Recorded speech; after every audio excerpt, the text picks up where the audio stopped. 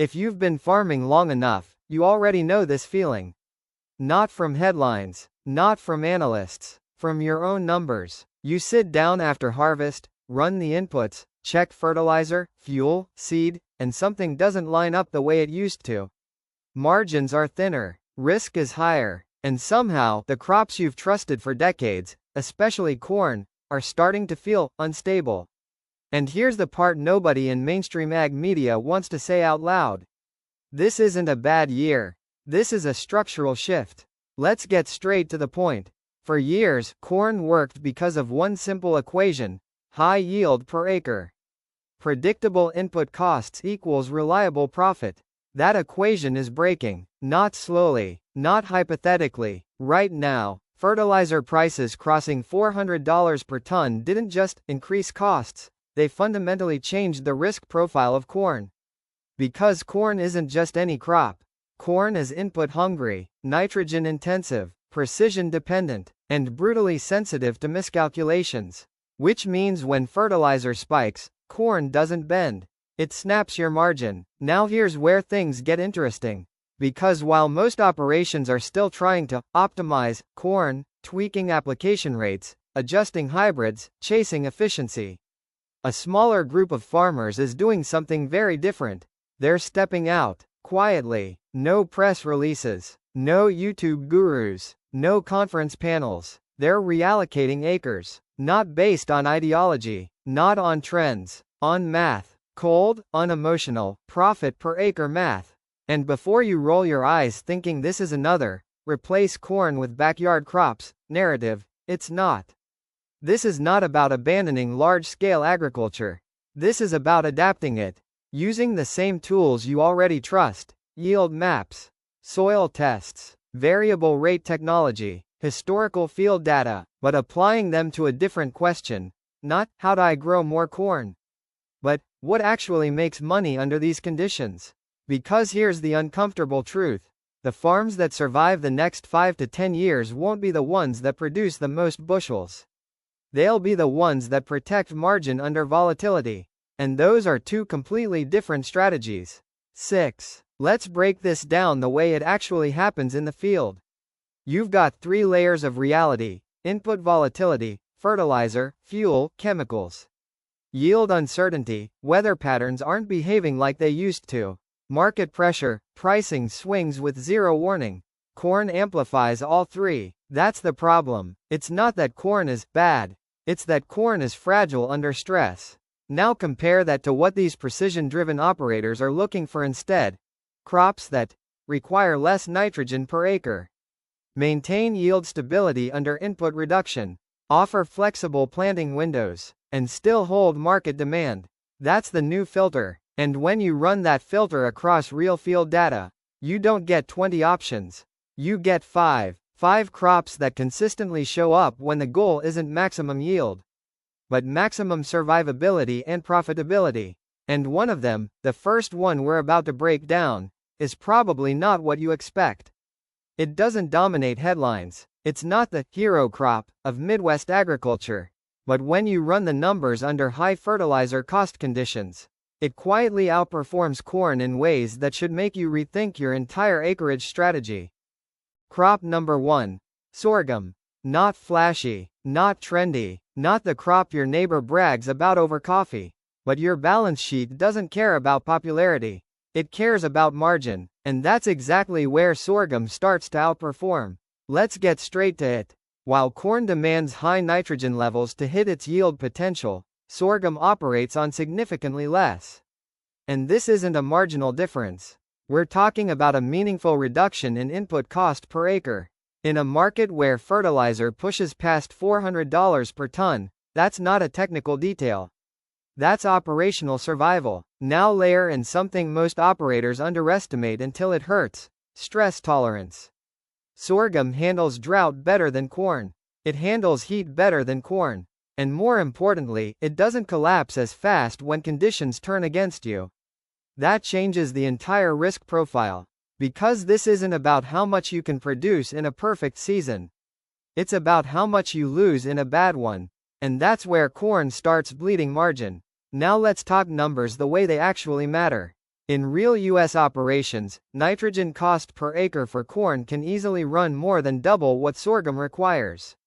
Combine that with lower total input dependency, more stable performance under stress, and fewer extreme downside scenarios, and you start seeing something most people don't want to admit. Net profit per acre can be more stable, and in some cases higher, with sorghum than with corn. Yes, even with lower raw yield. That's the kind of math you don't see in seed catalogs. Now here's where smart operators separate themselves from everyone else: technology. If you're already running variable rate application, yield mapping, and zone-based soil analysis, sorghum becomes even more compelling, because it responds well to variability.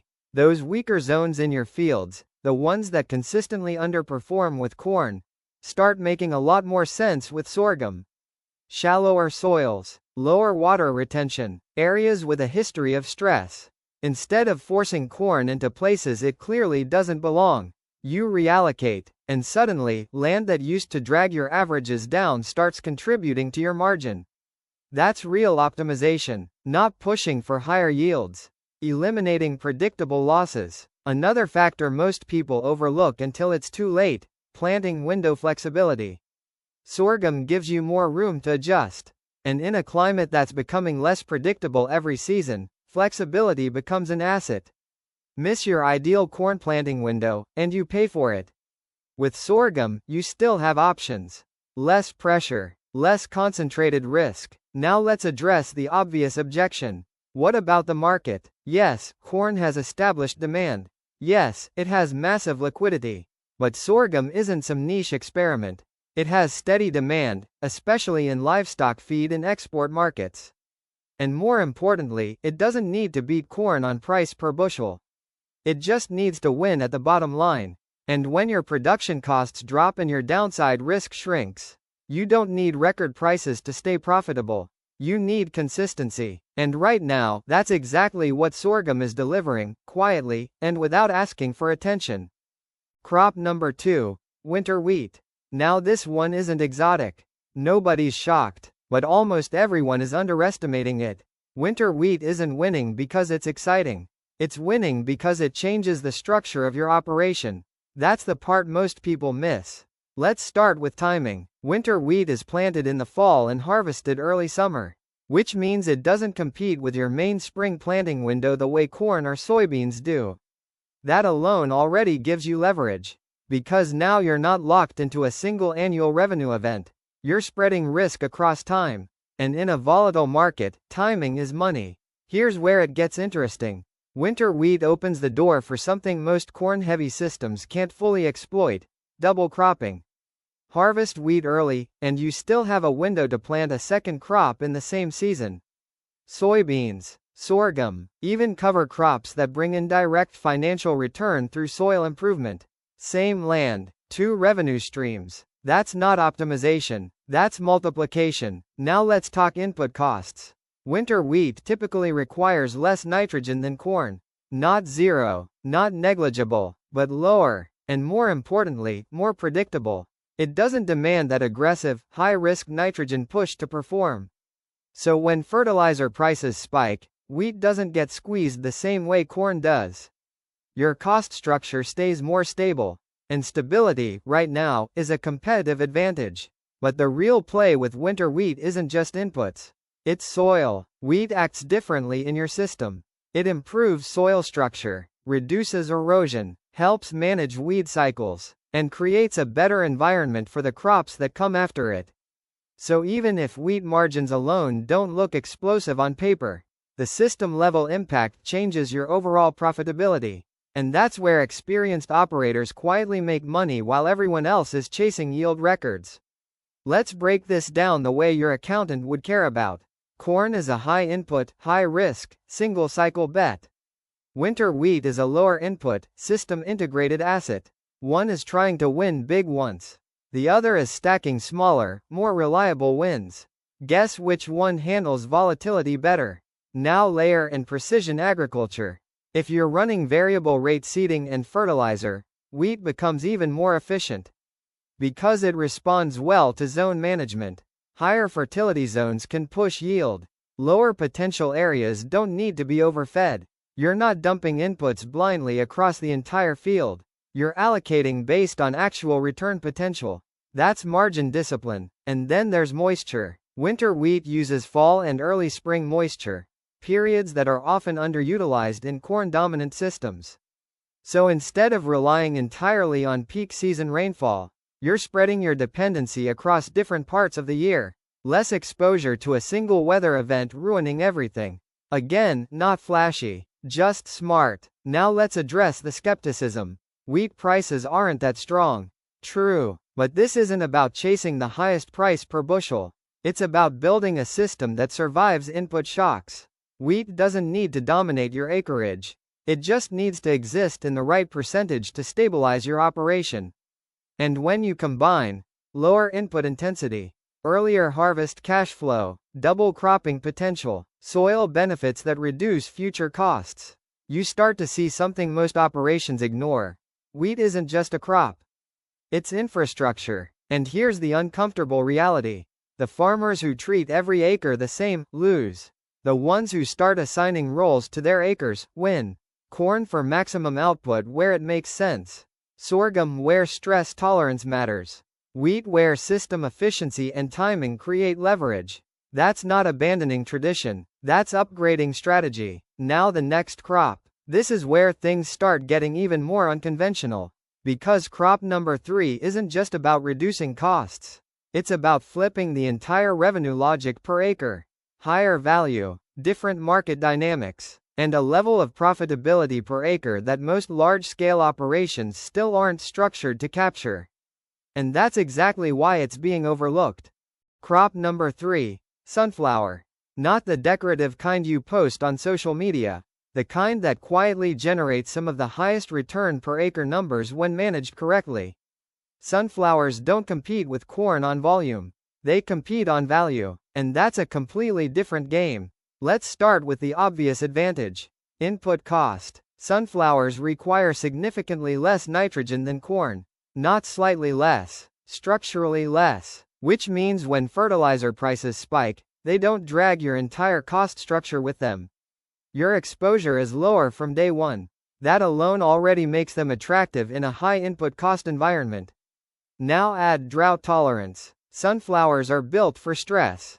Deep root systems, strong water extraction capability, better resilience under heat. So while corn starts dropping yield fast under pressure, sunflowers hold, not perfectly, not magically, but enough to protect margin.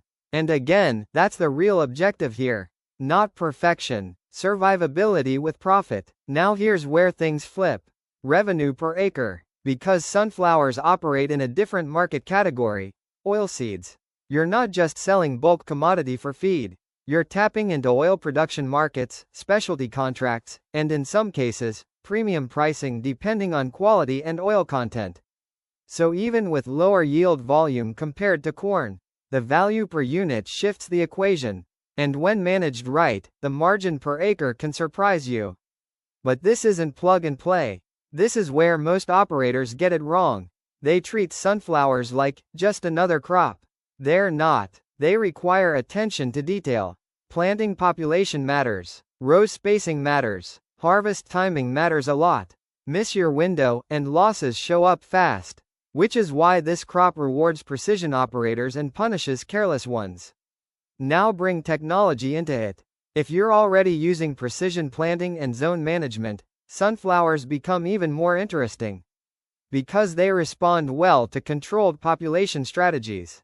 You don't just plant more to get more. You plant smarter to get better heads, better oil content, and more consistent output. That's a different mindset from corn. Less brute force, more calibration. Another strategic angle most people ignore, rotation benefits. Sunflowers break pest and disease cycles common in corn and soybean systems. That alone has downstream financial impact. Fewer issues, lower chemical dependency in following crops, better soil balance. So even if you're not going all in on sunflowers, integrating them strategically can improve the performance of everything else. Now let's talk about the real reason this crop is still underused. Management complexity. Most large-scale operations are optimized for repetition. Corn, soybeans, maybe wheat, same equipment, same routines, same decision flow. Sunflowers disrupt that. They force adaptation. And let's be honest, most people don't like changing a system that mostly works, even if it's slowly becoming less profitable. But here's the uncomfortable math. As input costs rise, systems that depend on high input intensity lose flexibility. And flexibility is exactly what protects margin in volatile markets. Sunflowers give you that flexibility. Lower input dependency, different revenue stream, stronger resilience under stress. That's not just a crop choice. That's risk management. Now, this next one. This is where things really start to separate traditional operators from forward-thinking ones. Because crop number 4 isn't just an alternative. It's a direct challenge to how most farms think about yield versus profit. Higher protein markets, premium pricing structures, and a completely different relationship between input cost and final revenue. And somehow, it's still being underestimated. Crop number 4. Dry beans. Not soybeans. Not cover crops. Dry beans. And before you dismiss it as too niche or not scalable, take a second and actually look at the economics. Because this is where the model starts to flip. Let's start with the biggest structural advantage: nitrogen. Dry beans are legumes, which means they fix their own nitrogen. So while corn depends heavily on synthetic nitrogen inputs, dry beans reduce that dependency dramatically. In a market where fertilizer prices are volatile and often inflated, that's not just an agronomic benefit. That's a financial advantage. You're cutting one of the biggest variable costs in your operation. Now stack that with market dynamics. Dry beans don't behave like bulk commodity crops. They operate in a different pricing environment. Human consumption markets, food-grade contracts, higher value per unit. You're no longer competing purely on volume. You're competing on quality and supply consistency. And that changes the revenue equation. Because instead of chasing maximum yield, you're targeting maximum value per acre. Here's where it gets interesting. In many U.S. regions, dry beans can generate significantly higher gross revenue per acre than corn. Not because they yield more, but because they're worth more. That's a shift a lot of operations aren't structured to think about. They're optimized for scale, not value density. And that's exactly why this opportunity gets overlooked. But let's be clear, this isn't easy money. Dry beans require management discipline. Timing matters. Harvest conditions matter. Quality standards matter a lot. You're dealing with a crop where visual quality can impact price directly. That's a different level of accountability compared to dumping grain into a commodity system. Now bring precision agriculture into the picture. If you're already using soil mapping and zone management, dry beans become even more efficient. Because they don't need uniform high fertility across the entire field, you can allocate resources strategically. Better zones push higher performance. Weaker zones don't get overinvested. And because nitrogen dependency is lower, your cost exposure per acre stays controlled. Another layer most operators underestimate: rotation impact. Dry beans improve soil conditions for the crops that follow. Residual nitrogen, better soil biology, reduced need for synthetic input in the next cycle. So the financial benefit doesn't stop at the bean crop itself. It carries forward, and over multiple seasons, that compounds. Now let's address the hesitation. Market access is harder. True. Contracts require more planning. Also true. But that's exactly why margins exist.